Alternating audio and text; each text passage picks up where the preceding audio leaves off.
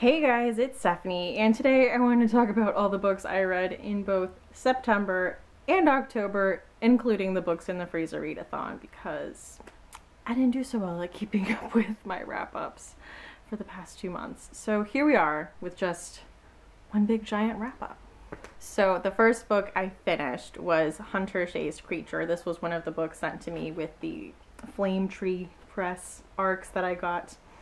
I was a little, I wasn't sure how I was going to feel about this going in, because out of all the kinds of horror, I would say creature horror is lower on the list of things that are my thing and things I get along with. It's a little too campy for me, but I was really pleasantly surprised by this. This ended up having a lot of heart, and when I read the author's note, I saw that it is based very closely to his personal life. It's something that he put a lot of himself and his relationship with his wife. So I should probably say what the book is about. This is about a woman named Kate who suffers from a chronic illness, and her and her husband Andrew decide to take a few weeks vacation at a secluded cabin by a lake and to just relax and spend time with each other.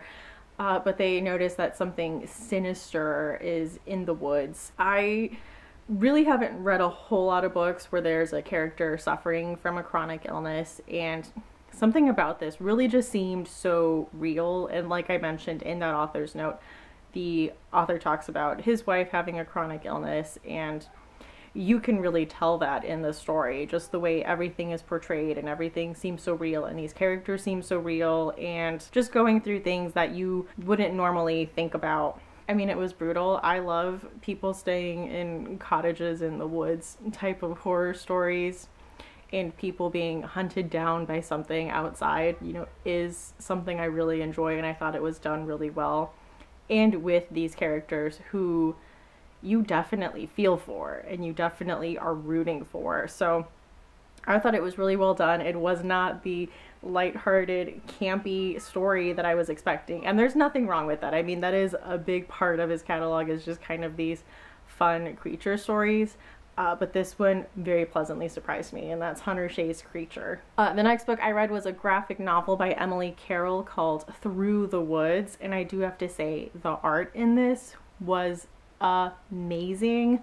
Unfortunately, the rest of it didn't quite live up to it. These are kind of really short ghost stories. They're only a couple pages long, and I just felt like they left me wanting a little more from them. I love the idea of a short story collection done in this graphic novel format, and like I said, the art in this book was amazing. Like, I want to take some of the pieces and frame them as artwork. I thought they were so well done. But like I said, the stories to me weren't that impressive. It was like a 5 for artwork, but a 3 for the stories. The next book I read was an anthology called Haunted Nights, and this was edited by Ellen Datlow and I believe Lisa Morton. And this was a anthology, so a short story collection from different authors, all about Halloween. So all of the stories are centered around Halloween, or are set on Halloween, and Halloween folklore plays a really big part in all these stories, and it was really interesting. I love anthologies because I love how much freedom, and I love seeing how creative each author gets with their story. So like, it opens with a story from Shannon McGuire about this small town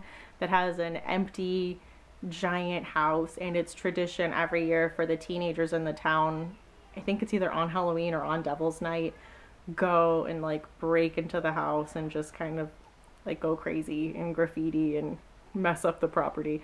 And I just love all the stories that took this sinister turn. A lot of them had Halloween folklore from different countries. There was one that was set in a small town where I want to say there was a lot of Welsh immigrants, so it was a lot of that folklore around stuff like that, and I just really enjoyed this one. If you've ever read an anthology or a short story collection, you know that they can be very hit or miss.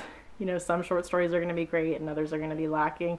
I thought the stories in this were consistently good, so I really enjoyed this. This is one of the better anthologies that I have read. The next book I finished in September was The Ghost Bride by Yangsze Choo. This is about a young girl and her father, and her father is approached by a wealthy family with a proposition for his daughter to be a ghost bride, which is basically like the wealthy family's son has died and she would be like his legal wife even though he's dead. And this was really interesting because our main character goes on an adventure through the afterlife, and not to be reductive, but this was very similar. This is kind of like a Chinese Coco. So I know I mentioned it on my horror recommendations. I would say this is very light on horror. Like, if there's any, I would say maybe the only horror aspect is that there's ghosts and stuff, but I wouldn't say there's really any moments of dread. It just kind of deals with death and the mythology surrounding death, especially in Chinese culture. The first half of the book was really interesting. I would say like the middle definitely dragged a little bit for me, but I really liked the way everything got wrapped up at the end. It was very fascinating. So this is The Ghost Bride by Yangsze Choo. The next book I read in September was a book that was sent to me by the author, and that is Dreadful Objects by Chris Cooper. And this is about a man named Jamie who has just lost his partner in a very tragic car crash. And he's really going through a tough time when he receives a letter in the mail that he had a wealthy uncle who recently passed away and left his estate to him, which is a very big house in Ohio.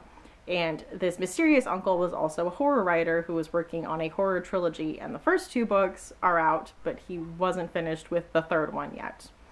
And so he moves into this uncle's house because he just needs a new start, and this seems like a good place to do it. And he really starts looking into his uncle's office and the stuff that's in there, and realizing that the stuff his uncle wrote about really happened, but his uncle wrote about the stuff before it happened. It was really interesting. It was a fun mystery. This read a lot like I want to say like a Grown-Ups episode of like Are You Afraid of the Dark or a Goosebumps, but in like a really good way, where it's this spooky setting and maybe something supernatural is going on and we have to figure it out. I don't know. I really enjoyed this. This is just a really good, cozy kind of supernatural thriller if you're looking for that. I will say, like, the only thing I really didn't like is that the character is supposedly grieving his partner, and then a woman at his new job starts flirting with him, and I thought they kind of became romantic a little too quickly for my taste. Not that I'm telling people how to grieve or how long to wait before moving on, but considering how upset he was, it did seem a little unrealistic for me. It did do a lot kind of for the plot, but I don't know, that kind of bothered me. But other than that, that is Dreadful Objects by Chris Cooper. The next book I read was John Connolly's Book of Lost Things. I actually did a read along for this all month, and a few people and I were in a Voxer chat and kept up on like Instagram and stuff. I didn't keep up all that well, but I tried. So I finished this, and this is about a boy. I didn't know it was a period piece. It takes place around World War II, and his mother has died, and his father meets someone else and remarries, and like this new wife is pregnant, and they move into the new wife's family house. And in this house, the boy falls into this kind of magical fairy tale world. It was really interesting, I think, especially for people who enjoy fairy tales, because a lot of them were the fairy tales with this very dark turn, and they all kind of coexist in this world. And I thought it was really well done. I thought a lot of stories were very dark, and they like went there, and I appreciated that point. I just don't think I'm that big of a fan of fairy tales as much as I would like to be. They're just not my thing. And I think I've tried different ways to get in at it. So I would say none of it was the book's fault. Like, I love John Connolly. I think he's a great writer, especially when it comes to writing children, which I don't get along with, but luckily he doesn't do first person POV when he writes children. But yeah, I just don't think fairy tales are my thing, and maybe I can try that book like The Bloody Chamber and stuff like that, but fairy tales to me are very like meh. It's just not something I'm interested in. So I did enjoy it. Well written, well done story. I loved the way the plot went, but like I said, I just don't think I like fairy tales. So this is a book I still rated pretty high because it was a well done story about things that I like kind of don't really care about. And now for the books that I read during the Books in the Freezer Readathon. So we had 5 prompts, I believe, and I had a book picked out for every prompt, which I did not finish. I didn't finish the book by a female author or the short story collection, but I did do the other 3. So for a book written or featuring a person of color or queer person, I picked up The Ballad of Black Tom by Victor LaValle. I really enjoyed this, especially for someone who doesn't have a lot of context for what the story was. So this is a kind of retelling of a Lovecraft story, but from a different character's perspective within that story. And I don't have like a ton of familiarity with Lovecraft, but apparently that's like an especially racist story, and what Victor LaValle did was he took a minor character who was a person of color and made this story about them and them taking control of the narrative, which was really good. So this takes place in the 1920s. You know what? I'm just going to say early 20th century. It's about a hustler named Charles Thomas Tester who gets this invitation to play his guitar at this strange old man's house for a party, and he goes and just weird stuff starts happening.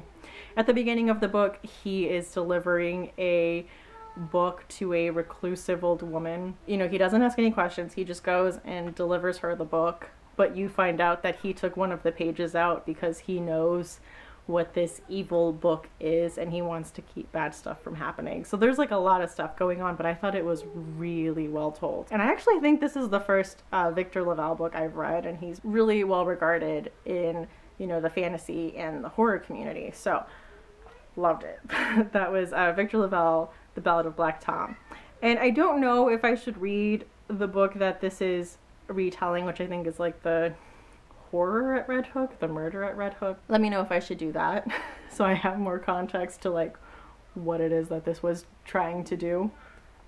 But I really enjoyed that one. So the next prompt was a book that was mentioned on the podcast. Obviously for this, I'm going to go with the book that Rachel has mentioned. And she had mentioned multiple times Into the Drowning Deep by Mira and said that it was a book that I would enjoy. But as I mentioned at the top of this video, I don't do well with creature horror. And this kept being sold to me as killer mermaids, which is just really not my thing at all. But what I really liked about it is that there was like a mockumentary crew that was out, you know, researching these killer mermaids, and then there was some weird footage that came back from that voyage, and everyone on there went missing, you know, presumed dead. And so we are following the main character is the younger sister of one of the women that was on that first ship, and so she is on a mission to discover what happened, and she is also a biologist, and so she's really interested in this. And so it's many years later, and the company that was in charge of that voyage, the production company, is getting together a second crew to go out there and find out what happened. And the ship is, you know, fully stocked. It's full of all kinds of scientists and everyone all ready to do this research into, you know, do these killer mermaids exist? Oh man, guys, I loved this so much. It kind of had almost a Jurassic Park kind of feel, where like they're going into this world with these things that shouldn't exist, but it's all these scientists and they're all at the ready and they are all so excited, and you get introduced to everyone and all of their specialties and every specific thing that they're studying. And I will say Mira Grant / Shannon McGuire does a great job at really getting you to like these characters. That second voyage doesn't take place till like about a third of the way through the book, but like you care so much about these characters, and even the mermaids themselves were so sinister and like creepy, and it was just like a fun action-packed adventure and horror, and with characters I loved. So love it so much. And then the next thing was, and the final prompt was a book with an adaptation, and I did one with an upcoming miniseries adaptation, and that was Lock and Key by Joe Hill. This was a book I had been putting off for a long time, and I don't know why, because I read it and I loved it. This is about a family who is hit by a tragedy. They move in with some relatives in this giant house. Oh man, just everything that happens. I don't think I can say too much without giving stuff away, but there are sinister forces at work within the house, and then sinister forces that are on the way to the house to hurt this family. And I really enjoyed it. I definitely just need to keep going on with the series. I think they're all on Hoopla, which is how I read it. The next book I read was also one that was sent to me, and this is The Terror at Turtleshell Mountain by Sean McDonough. This is kind of about a, not really Disney World, but it's Disney World. And what if there was just like a massacre bloodbath there? So the opening to this book was really good. I thought it follows this woman, and she is going on this trip to Turtleshell Mountain / Disney World by herself for her birthday, and it's just talking about her like going on this ride, and she was a single rider, so she got put next to another single rider, and there's this like couple on their honeymoon in front of her, and the ride is dark, and they're seeing all of like the dioramas, and maybe something terrible happens. So it opens up really strong. And then we follow this group of friends that are getting together and celebrating and going to Turtleshell Mountain. So I thought in this that as a slasher it did a good job in that the kills are really crazy, and there was a few scenes that definitely did a good job of building that dread where you're like, oh no, something bad's gonna happen and someone is gonna get killed, oh no. So I will say in that I really enjoyed all of the kills, and I thought it did a really good job with that. What I didn't like was the group of friends. They were a little too overdramatic, and there was like a love triangle, and then like a crazy explosive confrontation happens in like the first third of this book. I had a hard time connecting because right away they seemed unrealistic. And it's tough in slasher stories because you are creating characters to be killed. So you're kind of walking this fine line of creating characters that you care enough so that their deaths are impactful. But I thought that there was like too much that I found it a little too unrealistic. I thought what the plot twist was and what was driving everything was very inventive, but I had issues with the writing at times, and with, I said, this main group of characters that we were supposed to be invested in that at times I just kind of found ridiculous. I didn't really get along with this. Other people who have read this have rated this highly. I think it depends what you want in a book. So if you are looking for like a really good, quick, fun slasher story that takes place at like the happiest place on earth with good kills, this might be better for you than it was for me. But that was The Terror at Turtleshell Mountain by Sean McDonough. So anyway, guys, those are the books I wanted to talk about that I read in September and October, including my books in the freezer wrap up.